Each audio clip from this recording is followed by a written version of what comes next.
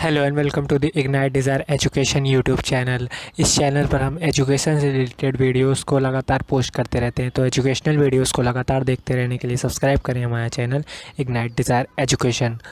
आज की वीडियो होने वाली है बेस्ड सोलर एनर्जी पे। इससे पहले भी हम पिछले कई वीडियोज़ में सोलर एनर्जी पे चर्चा कर चुके हैं, पर हमने अभी तक इस पर ब्रीफ चर्चा नहीं की। तो इस वीडियो में हम ब्रीफली सोलर एनर्जी के बारे में जानेंगे। तो what is solar energy? Solar energy वो एनर्जी है जो हमें सन से प्राप्त होती है, यानी कि सूर्य की हीट लाइट के थ्रू जो भी एनर्जी हमें प्राप्त होती है उसे हम सोलर एनर्जी कहते हैं। इसका यूज़ इलेक्ट्रिसिटी प्रोड्यूसन में, हीटिंग में एट्सेट्रा कई तरीके के कार्यों में किया जाता है। अब बात करते हैं टाइप्स ऑफ सोलर एनर्जी की, यानी कि सोलर एनर्जी कितने टाइप्स की होती है। 5 टाइप्स की होती है basically: passive, active, photovoltaic solar energy, solar thermal energy, concentrated solar power. तो 5 तरीके की होती है हमारी सोलर एनर्जी। अब बात करते हैं सबसे पहले passive solar energy. Passive solar energy वो प्रकार की एनर्जी है जिसको हम कंज्यूम करने के लिए किसी भी प्रकार के डिवाइस या मैकेनिकल डिवाइस का यूज़ नहीं करते हैं। पैसिव सोलर एनर्जी के ही अंतर्गत जो हम कपड़े सुखाते हैं सोलर एनर्जी के थ्रू, यह भी पैसिव सोलर एनर्जी में आता है। इसके अलावा हम सूर्य से विटामिन डी लेते हैं, यह भी किसी मैकेनिकल डिवाइस के थ्रू नहीं लेते। तो इस प्रकार से जिस एनर्जी का यूज़ हम करते हैं उसे हम पैसिव सोलर एनर्जी कहते हैं। नेक्स्ट है सोलर थर्मल एनर्जी, यानी कि सूर्य की जो हीटिंग से एनर्जी हमें प्राप्त होती है उसे हम सोलर थर्मल एनर्जी कहते हैं। इसके through solar water heating, solar pool heating और सोलर स्पेस हीटिंग, इसके कई उदाहरण, 3 उदाहरण हैं बेसिकली।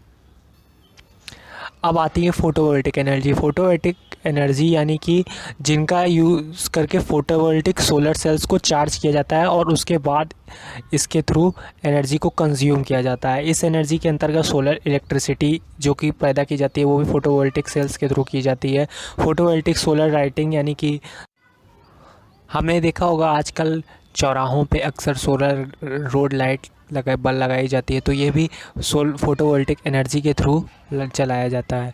इसके अलावा फोटोवोल्टिक कूलिंग, यानी कि सूर्य के थ्रू जो हम कूलिंग करते हैं फोटोवोल्टिक सेल्स के थ्रू, उसे हम फोटोवोल्टिक कूलिंग कहते हैं।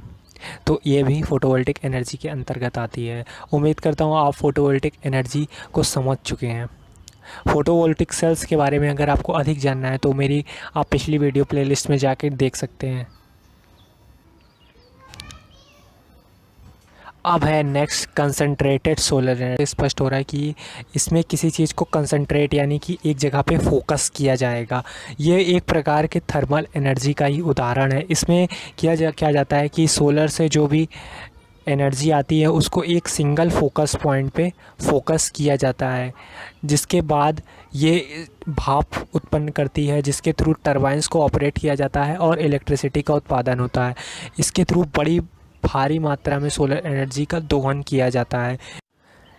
इसके थ्रू पर्यावरण को किसी भी प्रकार का नुकसान नहीं होता, इसलिए इसको ग्रीन एनर्जी भी कहा जाता है। हम जानते हैं कि सभी प्रकार की सोलर एनर्जी ग्रीन एनर्जी और रिन्यूएबल एनर्जी के ही अंतर्गत आती है। अगर आपको रिन्यूएबल एनर्जी के बारे में अधिक जानना है तो आप हमारी प्लेलिस्ट में जाके मेरा वीडियो रिन्यूएबल एनर्जी के ऊपर देख सकते हैं।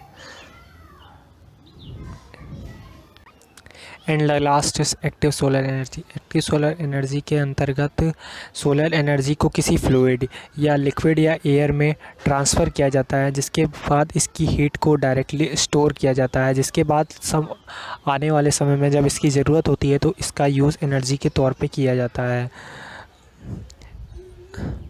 Both liquid and air systems can supplement forced air system. Active solar energy classifies technology related to the use of solar energy that use mechanical or electrical equipment to improve performance or process the energy obtained by converting it into electrical or mechanical, यानी कि इस energy को electrical और mechanical दोनों ही रूप में use किया जाता है। एक्टिव सोलर एनर्जी को इनके थ्रू फैंस और वाटर पंप्स को ऑपरेट किया जाता है। So thank you for watching. आपको आज की वीडियो कैसी लगी हमें कमेंट में ज़रूर बताएं, और अगर आपको ये वीडियो पसंद आई हो तो सब्सक्राइब करें हमारे चैनल को। Thank you.